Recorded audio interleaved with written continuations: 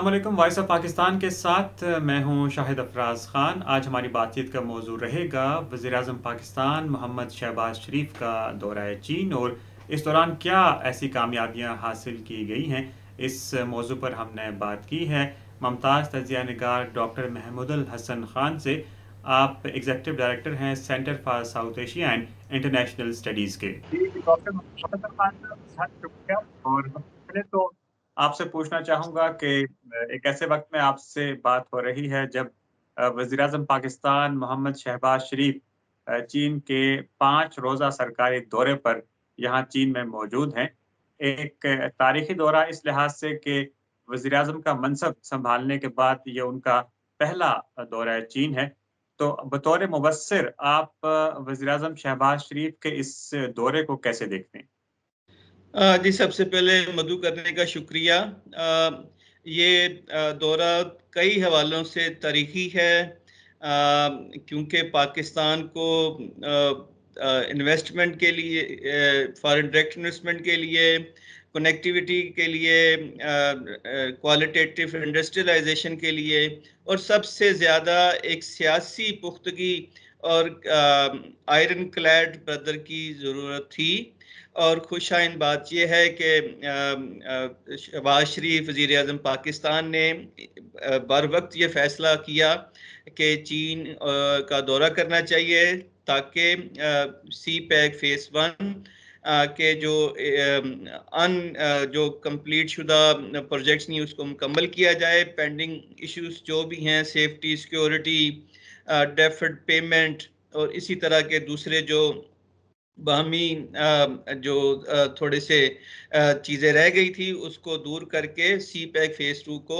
Officially सरकारी तौर पर इनिशिएट किया जा सके ताकि उसकी कंप्लीशन से, उसकी एग्जीक्यूशन से मुल्क में खुशहाली का दौर दौरा हो, गुर्बत का खात्मा हो, कनेक्टिविटी का इजाफा हो, हमारी ट्रेड, हमारी इंडस्ट्री, हमारी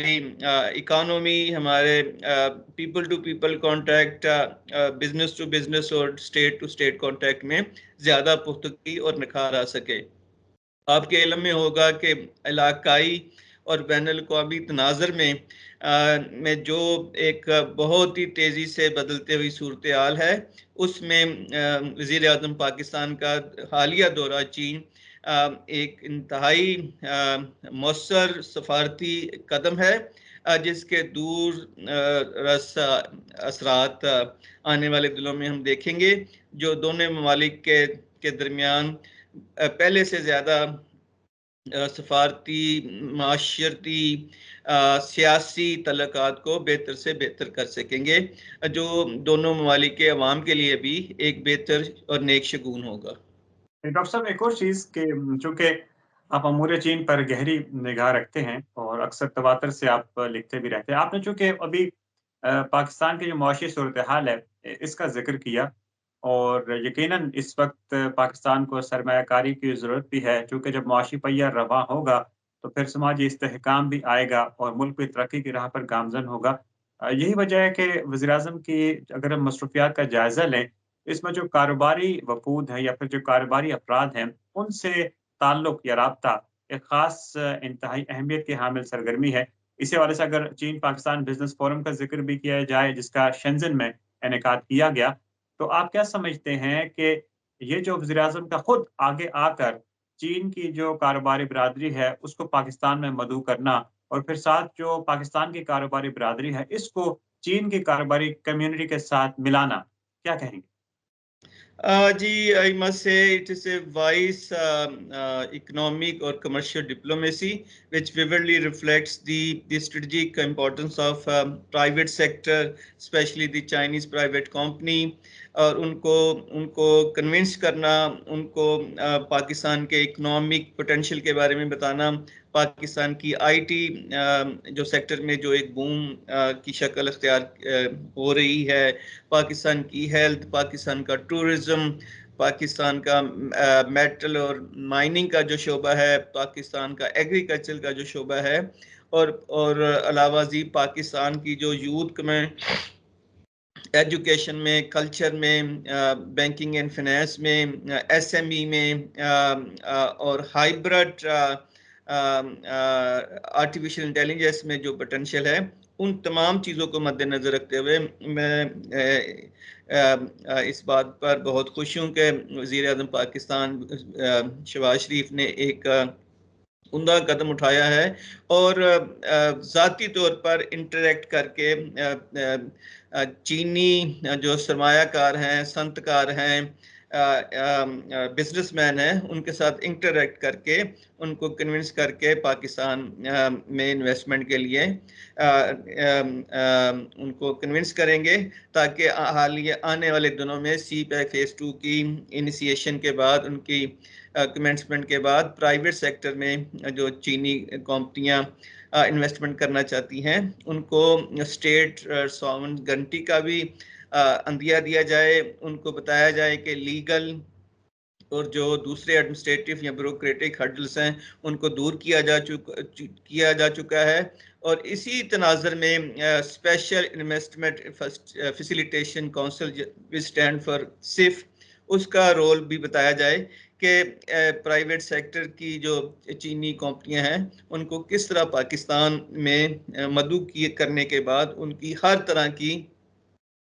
जो इन्वेस्टमेंट है, उनका जो बिजनेस है, उनकी जान और माल का जो तहफ़्फ़ुज़ है, उसको यकीनी बनाया जा सकेगा। और ये एक इंतहाई अहम कदम है और जिसके माशी तौर पर, माशरती तौर पर, इक़्तिसादी तौर पर दूरअसर असरात देखने को मिलेंगे। और ये दोनों ममालिक के जो प्राइवेट सेक्टर हैं, बिजनेस कम्युनिटी है, चैम्बर ऑफ कॉमर्स हैं, और इसी तरह के जो दूसरे सनती, माशी और तजारती जो वफूद हैं, उनके एक्सचेंज से पाकिस्तान में फॉरेन डायरेक्ट इन्वेस्टमेंट के अट्रैक्शन में इजाफा होगा। शुक्रिया। डॉक्टर साहब, एक और अहम चीज़ थी, चूँकि एक अगर आप देखा जाए तो आमतौर पर जब भी सरबराहान ममलिकत किसी मुल्क का दौरा करते हैं तो ज़ाहिर है पहला उनका जो स्टॉप होता है वो दारुल हुकूमत ही होता है। लेकिन इस दफ़ा वज़ीर-ए-आज़म शहबाज शरीफ ने ख़िलाफ़े मामूल बीजिंग से हटकर शेंज़न का इंतख़ाब किया। यहाँ पर एक बिज़नेस फ़ोरम का भी जो है उसमें शिरकत भी की। शेंज़न डॉक्टर साहब किसी ज़माने में ये मछेरों का शहर कहलाता था, जिस तरह आज हम ग्वादर को कहते हैं। लेकिन आज अगर देखा जाए तो जो इसका जीडीपी है वो $480 बिलियन से भी तजावुज़ कर चुका है पिछले साल। आप क्या समझते हैं कि बतौर मुबस्सिर और बतौर माहिर अमूर चीन, कि चीन की ये जो शहरी तरक्की है, बिलख़ुसूस अगर शेंज़न की ही बात की जाए या फिर दीगर शहरों की, तो पाकिस्तान के लिए इसमें सीखने का क्या पहलू नुमाया है? ये आपका एक इंतहाई उम्दा सवाल है कि शेंज़न, जैसे आपने बताया, उनकी टोटल जो जीडीपी है which has already cross 482 billion $, अगर चाइनीज़ में ये बात की जाए जो 3.46 ट्रिलियन युआन से भी बढ़ चुकी है। ये दुनिया की में जो एक सी पोर्ट है उसमें इसका चौथा नंबर है। इसका शेंज़न स्टैंड्स फॉर क्वालिटेटिव इंडस्ट्रियलाइजेशन। इनका जो सर्विस सेक्टर है वो तकरीबन 62% इनकी जीडीपी का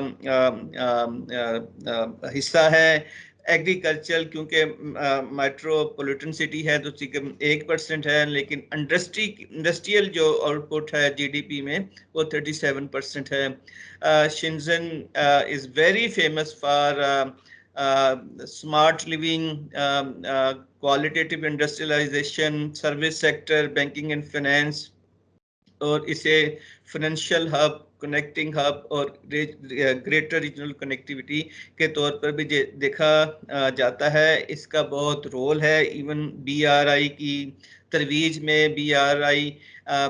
one belt one road initiative जो चाइना का बहुत बड़ा डेवलपमेंट का प्रोजेक्ट है, उनके मेंबर ममालिक के दरमियान शेंज़न की जो एक्सपोर्ट है, जो ट्रेड है, शेंज़न की जो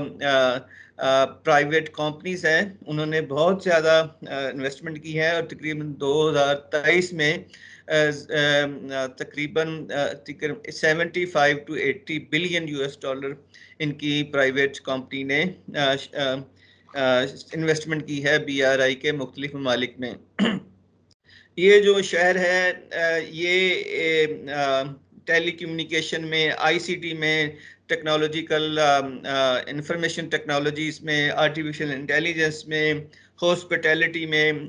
टूरिज्म में, और इसी तरह के जो एक मॉडर्नाइजेशन का जो कॉन्सेप्ट है, जैसे सदरे इज़्ज़त माब चीन शी जिनपिंग ने एक नया जो कॉन्सेप्ट दिया था, qualitative new forces of qualitative development, ये उसका गवारा है। और जो पॉलिसी मेकर हैं और headed by the prime minister of Pakistan Shahbaz Sharif took a very positive and productive decision, और उसका उन्होंने ये इस शहर का इंतखाब किया है ताकि पाकिस्तान की जो सनत में क्वालिटेटिव इंडस्ट्रियलाइजेशन का अंसर आ सके, टेलीकम्युनिकेशन और इसी तरह आईसीटी, आर्टिफिशियल इंटेलिजेंस, टूरिज्म और greater regional connectivity in terms of integrated transport system में और स्मार्ट लिविंग में इस शहर के मॉडल को स्टडी किया जा सके। उनके जो सरमायाकार हैं, उनके जो पॉलिसी मेकर हैं, उनसे मिलकर, उनसे इंटरेक्ट कर उनको कन्विंस कर पाकिस्तान के लिए भी खुशहाली का, खैर सगाली का और इक़्तिसादी तरक्की का और मॉडर्नाइजेशन का जो प्रोसेस है, उसको सीखने में, उसको राइज करने में, उसको अपनाने में मदद मिलेगी। और इसीलिए मैं समझता हूँ ये एक बहुत ही अहम फैसला है, जिससे पाकिस्तान में भी स्मार्ट लिविंग के कॉन्सेप्ट को तरवीज होगी। Telecommunication, financial integration, service sector, digitalization, e commerce जैसे मुख्तलिफ शोबादात में बाहमी तरक्की के, दोनों तरफ़ैन की बाहमी तरक्की में मामून साबित होगी। शुक्रिया। डॉक्टर साहब, ये जो अभी चूंकि आपने चीनी शहरों का जिक्र किया, तो अगर मैं ये कहूँ तो बेजा ना होगा कि चुंगचिंग आपका दूसरा घर है, चीन का शहर। आप अक्सर इस शहर में तवातर से तशरीफ लाते रहते हैं मुख्तलिफ कॉन्फ्रेंसेस में। तो ये आपसे पूछना चाह रहा था कि हम ज़ाहिर है सी-पैक के दूसरे मरहले की जानिब बढ़ रहे हैं, और सी-पैक का ये जो दूसरा मरहला है, वज़ीर-ए-आज़म पाकिस्तान शहबाज शरीफ के दौरे को इंतहाई अहम करार दिया जा रहा है सी-पैक के दूसरे मरहले को आगे बढ़ाने में। और आपने अभी बातचीत में ज़िक्र किया सनतों का, और जब हम सनतों का ज़िक्र करते हैं तो इस दूसरे मरहले में सनती ताउन भी एक कलीद है। पाकिस्तान भर में खुसूसी इक़्तिसादी ज़ोन जो है वो बनने जा रहे हैं। तो आपकी ज़ाहिर है मुख्तलिफ चीनी हलकों से बातचीत रहती है। अब अगर हम उन्हें पाकिस्तान में राग़िब करना चाहते हैं, तो हमें अपने इन सनती ढांचे को चीन के मॉडल को सामने रखते हुए किन खुसूसियात पर अमल करना होगा? जी, ये एक इंतहाई उम्दा सवाल है, और ये एक वक्त की आवाज़ भी है कि अगर गवर्नमेंट ऑफ पाकिस्तान, हमारे सरमायाकार, हमारे संतकार, हमारे बिजनेसमैन चाहते हैं कि हम भी खुशहाली की तरफ मुस्बत तरीके से कदम बढ़ा सकें, तो पाकिस्तान के जो पॉलिसी मेकर हैं, पाकिस्तान के जो ट्रेडर हैं, इन्वेस्टर हैं, बिजनेसमैन हैं, पॉलिसी मेकर हैं, उनको चीन की जो खुशहाली और सनती तरक्की की जो बुनियाद है, जैसे आपने खुद कहा फ्री ट्रेड जोन या स्पेशल इकोनॉमिक जोन, उसके मॉडल को भी स्टडी करने की ज़रूरत है, उनके मॉडल को अपनाने की ज़रूरत है। किस तरह उन्होंने पब्लिक प्राइवेट पार्टनरशिप को इस तरह राइज किया ग्रेजुअली कि वो एक उनका जो एक बहुत बड़ा रोल, कंट्रीब्यूशन उनकी जीडीपी में बनकर उभरी है। उन्होंने जो इन्वेस्टमेंट को अट्रैक्ट करने, फॉरेन डायरेक्ट इन्वेस्टमेंट को अट्रैक्ट करने के लिए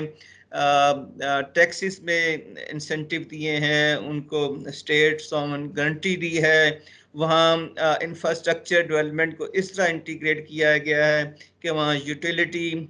जो हैं, पानी, बिजली और इसी तरह की जो इंटीग्रेटेड सिस्टम ऑफ ट्रांसपोर्ट है, स्किल्ड लेबर है, नॉलेज बेस्ड इकोनॉमी है, और डाइवर्सिफिकेशन ऑफ इकोनॉमी के जितने टूल्स हैं वहाँ उन्होंने राइज किए हैं। एक ही स्पेशल इकोनॉमिक जोन में, एक ही फ्री ट्रेड जोन में उसको राइज किया है, ताकि उस इलाके की मकामी सनत को, मकामी तिजारत को, मकामी माशियत को भी में बदतरीज इजाफा हो, बल्कि उससे जो इंटीग्रेटेड या कनेक्टेड मुख्तलिफ रीजन हैं, मुख्तलिफ सूबा हैं, या सूबे से बाहर नेशनल और रीजनल लेवल पे भी उसकी कंट्रीब्यूशन में इजाफा हुआ है। China has become the champion of